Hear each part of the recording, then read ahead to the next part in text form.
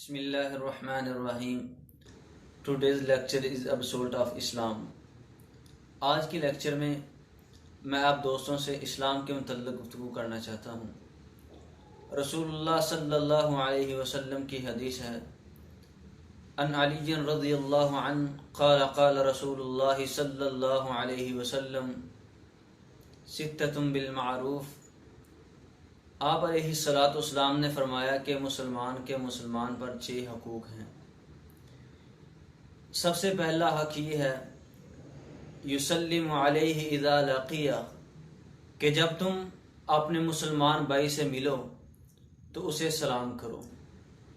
اللہ کے نبی علیہ الصلاۃ والسلام جب مکہ سے مدینہ میں ہجرت کر کے آئے تو آپ علیہ الصلاۃ والسلام نے اپنی زبان اقدس سے اعلان فرمایا، افس السلام، سلام کو عام کر دو۔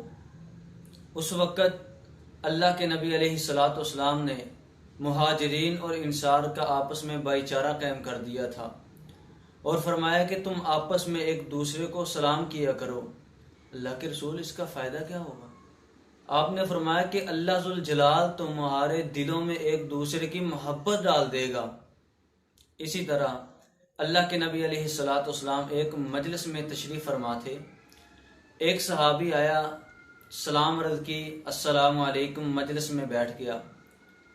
پھر تھوڑی دیر بعد دوسرا شخص آتا ہے، سلام کرتا ہے، السلام علیکم ورحمۃ اللہ، کہ تم پر اللہ کی سلامتی اور رحمتیں ہوں، مجلس میں بیٹھ جاتا ہے۔ اس کے بعد پھر تیسرا صحابی آتا ہے، اس نے سلام کی، السلام علیکم ورحمۃ اللہ وبرکاتہ، اور مجلس میں بیٹھ جاتا ہے۔ تو اللہ کے نبی علیہ الصلاۃ والسلام نے فرمایا، تم میں سے جو پہلا شخص تھا جس نے سلام کی تھی السلام علیکم، اللہ رب العالمین نے اس شخص کو 10 نیکیاں عطا کر دی ہیں۔ یعنی کہ السلام علیکم کہنے کی وجہ سے اللہ نے اس کے نامہ اعمال 10 نیکیوں کا اضافہ کر دیا ہے۔ فرمایا جس نے السلام علیکم ورحمۃ اللہ کہا، اللہ تعالیٰ نے اس کو 20 نیکیاں عطا کر دیں، اور جس نے السلام علیکم ورحمۃ اللہ وبرکاتہ کہا، اللہ تعالیٰ نے اس شخص کو 30 نیکیاں عطا کر دیں۔ یعنی کہ جو شخص سلام کہتا ہے، سلام کو عام کرتا ہے، اللہ رب العالمین ایک مرتبہ سلام کہنے سے اس کے نامہ اعمال میں 30 نیکیوں کا اضافہ کر دیتے ہیں۔